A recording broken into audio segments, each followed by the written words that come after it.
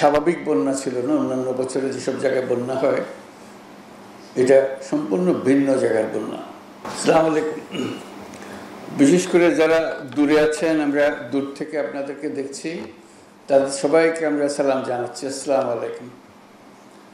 খুব ভালো লাগলো আপনাদের সঙ্গে দেখা করে।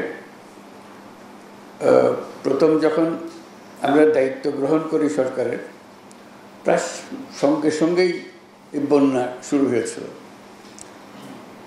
ঠিক বুঝতে পারছিলাম না এই জায়গাতে কি বন্যা হবে, কারণ এটা স্বাভাবিক বন্যা ছিল না। অন্যান্য বছরে যেসব জায়গায় বন্যা হয়, এটা সম্পূর্ণ ভিন্ন জায়গার বন্যা। এটা কত গভীরভাবে মানুষকে ক্ষতিগ্রস্ত করবে সেটারও কোনো ধারণা ছিল না। প্রথম আন্দাজ করা হচ্ছিল যে তাড়াতাড়ি চলে যাবে। যতই দিন যাচ্ছিল এটা কঠিন হয়ে যাচ্ছিল, বন্যার প্রকোপ বেড়ে যাচ্ছিল। তো সবাই প্রথম ত্রাণ নিয়ে দৌড়াদৌড়ি, তাদের আপনাদের সবাইকে রক্ষা করার জন্য দৌড়াদৌড়ি। সারা দেশে সবাই ঝাঁপিয়ে পড়েছিল সাহায্যের জন্য। এটা যে কত বড় বন্যা ছিল এটা বুঝতে পেরেছি বন্যা চলে যাওয়ার অনেক পরে। যে লোকমুখে যখন শুনতে আরম্ভ করলাম ব্যক্তিগতভাবে কীভাবে ক্ষতিগ্রস্ত হয়েছে। আপনারা যারা উপস্থিত আছেন পর্দার অন্যদিকে, যাদেরকে আমরা দেখছি এখানে পর্দাতে, তারা ভুক্তভোগী। সবাই অবস্থাপন্ন যারা এলাকায় ছিলেন তারাও ভুক্তভোগী, তাদেরও কোনো ছাড় দেয় নাই বন্যা। কিন্তু যারা বাড়িঘর হারিয়েছে তাদের কোনো জায়গা ছিল না কোথায় যায়। তো নানাভাবে প্রস্তাব আসছিল যে বাড়ির জন্য টাকা দিতে হবে। তো টাকা দেওয়ার ব্যাপারে আমি একটু শক্ত অবস্থান নিচ্ছিলাম। আমি বললাম যে এটা টাকা দিতে গেলে এই টাকার ভাগ বাটোয়ারা অনেক রকম হয়ে যাবে, আসলে যাদের প্রাপ্য তাদের হাতে সেই টাকা পৌঁছবে কিনা।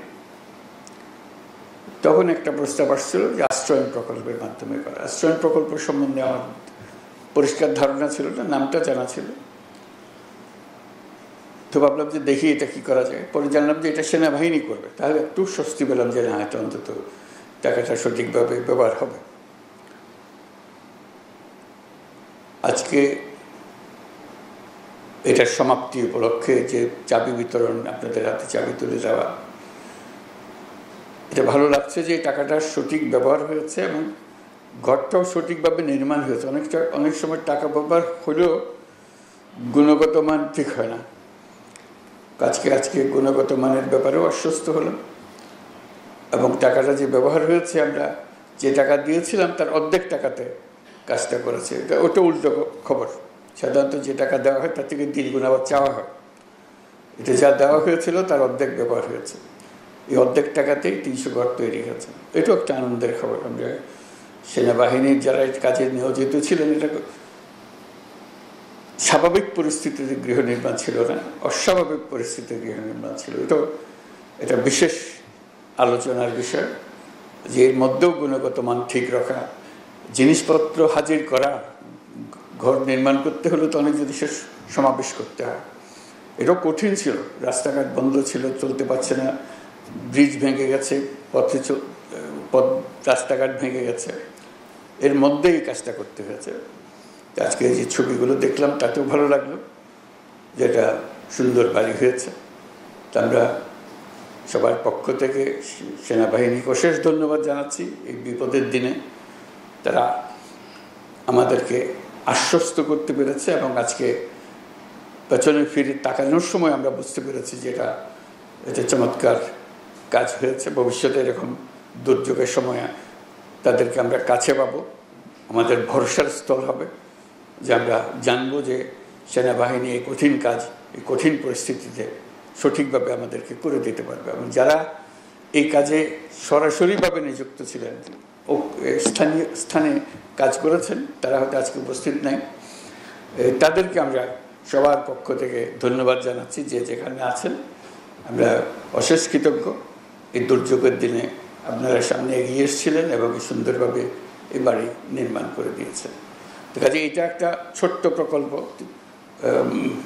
300টি ঘর নির্মাণ। কিন্তু এর মাধ্যমে আমরা আমাদের যে সঠিকভাবে কাজ করার, একত্রে কাজ করার, দুর্যোগ মোকাবেলা করার এবং সৎভাবে করার যে দৃষ্টান্ত স্থাপন করলাম, এটা আমাদের সবাইকে উদ্বুদ্ধ করবে। এটা আমাদেরকে বড় লেসন, আমাদের জন্য বড় প্রাপ্য। সেনাবাহিনীর কাছে আমরা সেটুকু ধন্যবাদ অবশ্যই দেব যে আমাদের এই দৃষ্টান্ত স্থাপন করার জন্য। ফেনী, কুমিল্লা, নোয়াখালী, চট্টগ্রামের বন্যা দুর্গত পরিবারসমূহের পাশে দাঁড়াতে পেরে আমরা সত্যি আনন্দিত। আমি জানি গত বন্যার পর থেকে আপনারা অবর্ণনীয় কষ্টে জীবনযাপন করেছেন। দেশের সরকার হিসেবে এই দুঃসময়ে আমাদের পাশে থাকা, আপনাদের পাশে থাকা আমাদের নৈতিক দায়িত্ব, মানবিক দায়িত্ব ছিল।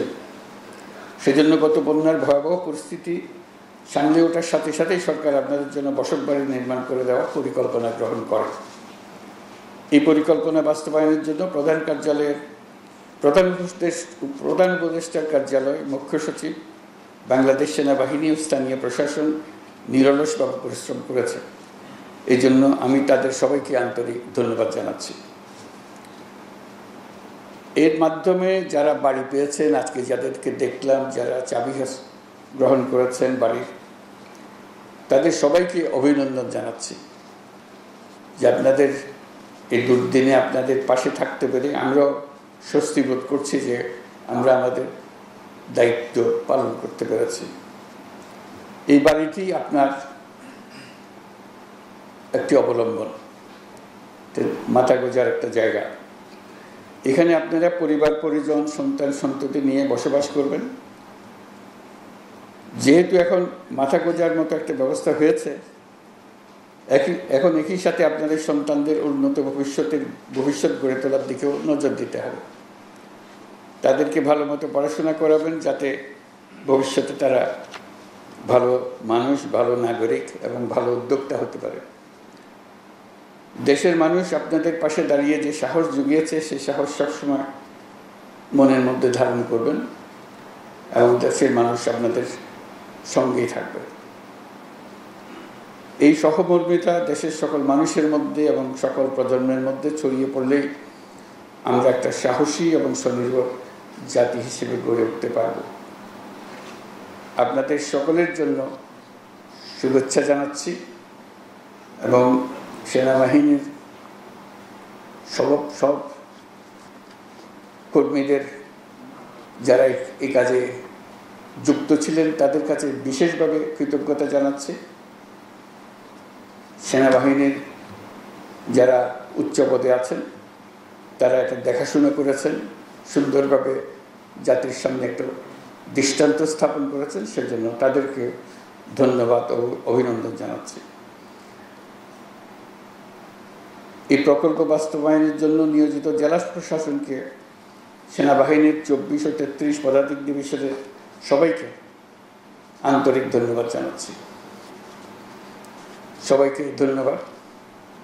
আল্লাহ হাফেজ।